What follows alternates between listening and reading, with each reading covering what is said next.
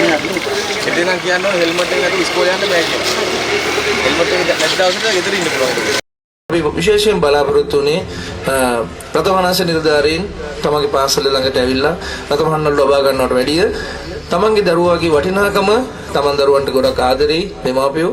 නමුත් ඒ ආදරේ අදින් පස්සේ වැඩිමනක් විදිහට ඔවුන්ට ලබා දෙන්න තමයි අපි ශ්‍රී ලංකා පොලිසියෙන් අද හෙල්මට් නැතුව එන ආරක්ෂිත හිස්වසුන් නැතුව එන දරුවන්ට කුඩා දරුවන්ට විශේෂයෙන් මේ පාසල් ස්ථානයේදීම ආරක්ෂිත හිස්වසුමක් ලබා දීලා ආදර්ශයක් ලබා දීමට අදහස් කරේ.